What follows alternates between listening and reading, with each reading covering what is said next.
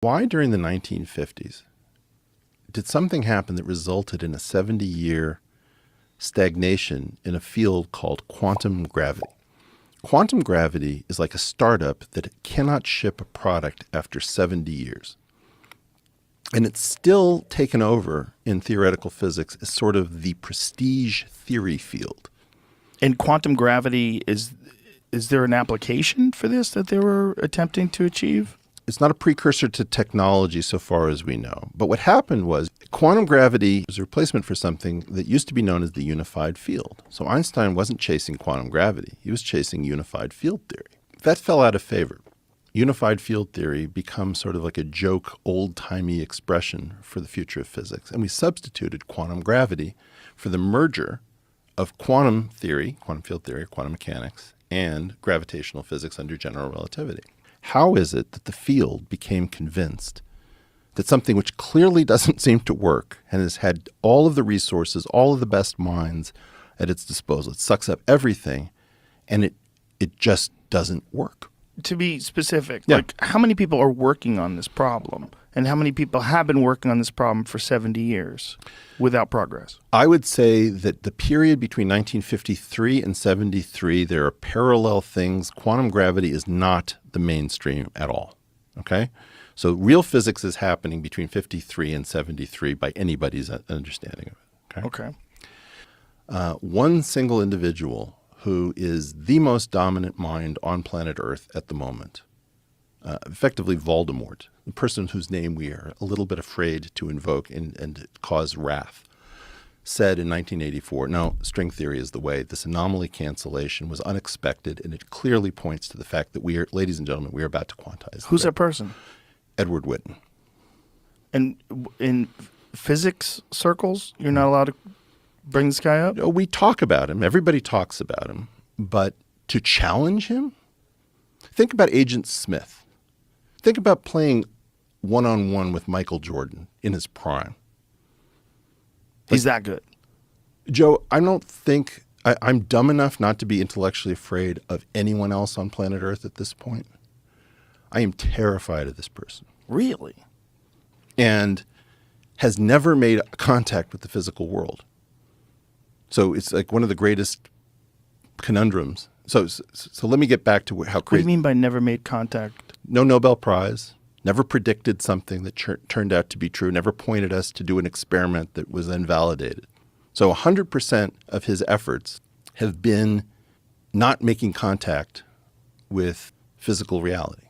Oh, I'm sorry, like you have people like Michio Kaku who are in this string theoretic school, or Sean Carroll is very sympathetic to it. You need to understand this story. 1957 conference at the University of North Carolina, Chapel Hill. One of the most eminent mathematician physicists, a guy who was first ranked at Cambridge, was a guy named Hermann Bondi, an Austrian, I think, mathematician. And his paper is about negative mass in general relativity. If you have two masses, in general, they always attract each other gravitationally.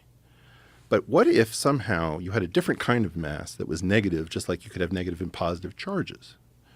Oddly, the negative mass is still attracted just the same way to the positive mass as if there was no difference. But the positive mass is always repelled. So you get this weird solution where the negative mass chases the positive mass, and they go off to unbounded acceleration.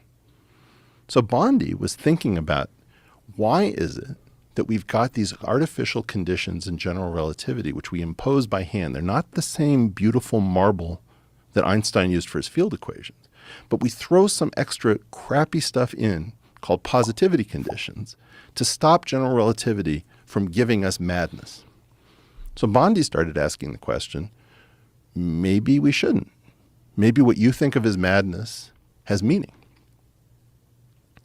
And this is why this conference, which is a confluence of the two families, the Wittens and the DeWitts, with Feynman and Wheeler and all of these unbelievable characters in attendance, is this pivotal, strange experience, is that people are smoking the ganja on extending general relativity to places that it's never been extended.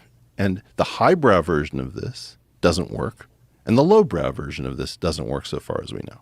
The lowbrow version is called pseudoscientific anti-gravity, gravity shielding. electrogravitics, gravidodynamics. The highbrow version of this is called quantum gravity. And all the most respectable people are in it, and it doesn't work. And you can't say, why are we doing this if it doesn't work?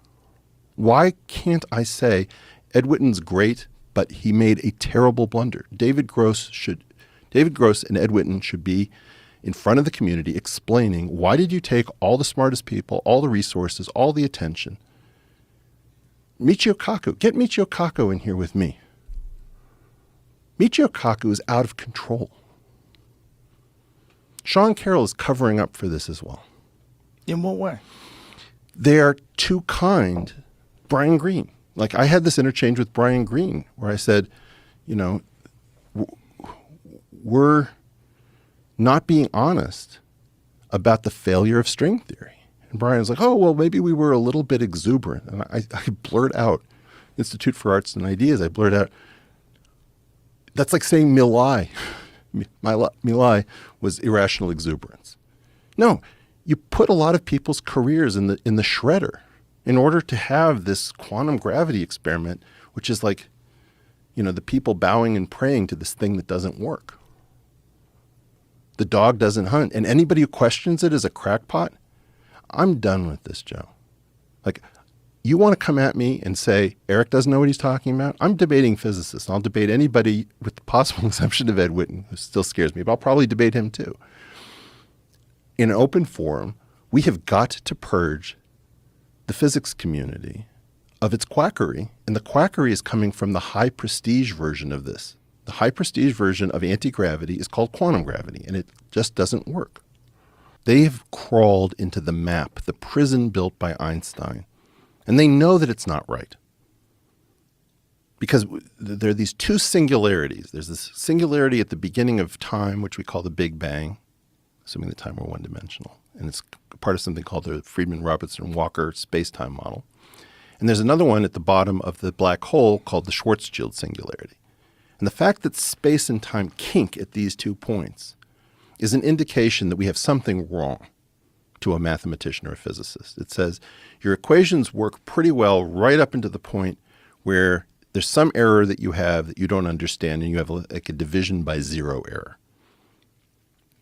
And if you could figure out your error, you don't know what sin you committed, but the way that you know you committed a sin is that you have a singularity.